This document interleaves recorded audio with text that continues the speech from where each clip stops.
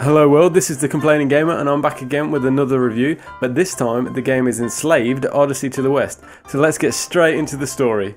The world is in ruins and you play a guy called Monkey who's been captured on the slave ship. He's a tank of a dude with no friends, but at the same time there's a chick on board called Trip who's also been captured. So you're both just trying to escape, but Trip keeps on locking you out and all Monkey wants to do is... Trip plays a tech-savvy chick with the brains but not the brawns, and this is where Monkey comes in. It's almost as if Trip is constantly trying to kill Monkey, but she actually needs him, and after they both escape, they crash land. When Monkey wakes up, he's wearing a slave collar, which it turns out Trip put on him, so she now controls his actions. And this is where we begin. Okay, it's actually a headband and not a collar.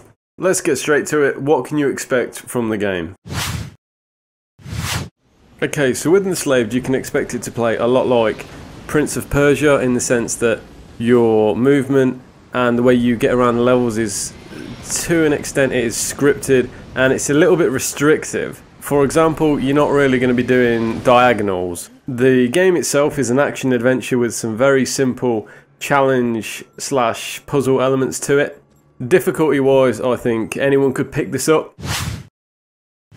The controls are very simple, very intuitive and very similar to hack and slashers. The right trigger is your shield, and against mechs with guns the shield is automatic. X is small attack, Y is large attack, and if you hold X you do a stun attack. X and A together will give you a wide attack. A is your roll evade as well as your action button for your movement.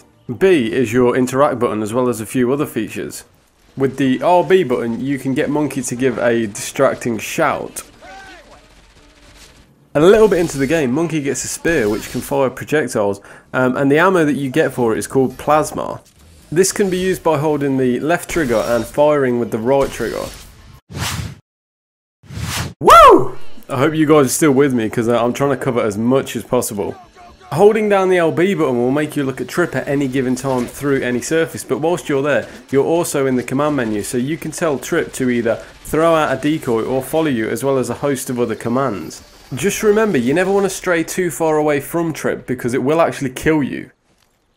Some more things you can do with Trip are pick her up and throw it around the level. Trip does actually have some powers herself. She can let out an EMP burst when she's being attacked, and she also has a dragonfly which can fly over an area a bit like a UAV and scope everything out.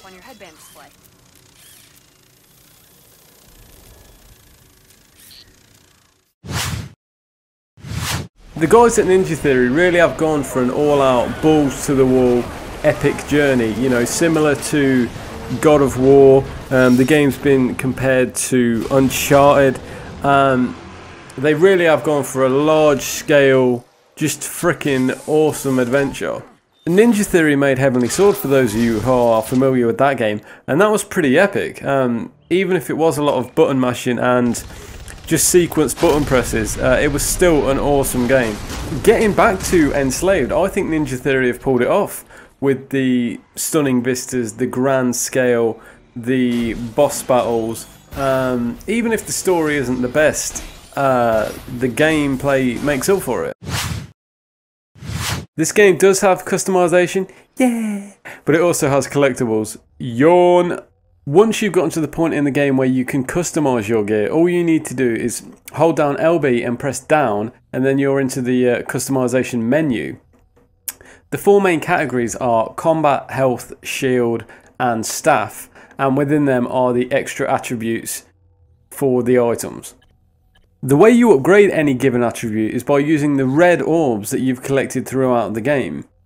These red orbs can be picked up off enemies, but they're also all over every single level.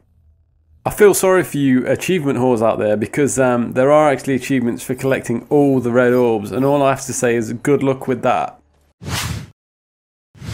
One of the criticisms of mine is the restrictiveness of the movement. It is a help as much as it is a hindrance. At times you're getting shot to shit and all you want to do is jump off a ledge, but you just can't jump off a ledge, or you can't go at a diagonal, so the fixed movement can get a bit annoying. One thing that bothered me in terms of repetitiveness was the situations you find yourself in. Time and time again you would come to a new area, the camera would pan out, you would see that there are mechs, and a route to get to them, and then you would kill them. This is obviously just in the early stages of the game, and I've not completed the whole thing, but it did seem to crop up quite a bit that it would be a bit of rinse and repeat of new area, there's a mech, figure out how to get rid of it, and that was it. And that, it sort of grinded on me a little bit, that. But like I say, that was just in the first few chapters of the game. Another criticism of mine is the story. Hopefully most of you were able to pick up what the story is from my intro. I mean, one bit I left out is if Trip's heart stops beating, that also kills Monkey because of the slave headband. But yeah, it's just a bit weak. You've got these two people, they've escaped from a slave ship. Trip basically wants to get back to her home planet, and Monkey is going to help her do that. In terms of the rapport between the two characters, there's not really much there. You initially think she's a bitch anyway, and then she warms up to Monkey a bit more, and then nothing happens. It's just a bit flat. These are all minor criticisms, but there's just one more I'd like to mention, and that is the camera angles. For the most part, they're pretty good, but at times I can imagine some people getting annoyed with the way the game takes control of the camera, and you can't really do much with that. I'd just like to make the point that as games go with pathed movement, this one is actually surprisingly good. It's just a few small niggles with it. One thing I'd just like to add before I finish up, for those of you who are curious, it's said that the game on the normal difficulty, on a pretty straight playthrough, it will take you around 7 to 10 hours, and that's probably without collecting much. So if you're a big time collector, you could probably push this game to 12, 13, 14 hours. In conclusion, I think this is a great game with some good graphics and some awesome moments of gameplay. The storyline is weak, but if I had to give it a mark out of 10, I'd give it a 7 out of 10. So definitely a game I think you people should check out. If you're unsure about, you know, paying the 40 quid or whatever, get the demo. Get the demo off the Xbox Live Marketplace. It's free, and I can tell you that it's the whole first chapter as I've played it. So yeah, feel free to check that out. Anyway, I'm just going to wrap up this video now. I hope you guys enjoyed it. Please feel free to comment, rate and subscribe, and get ready for more videos. Thank you very much.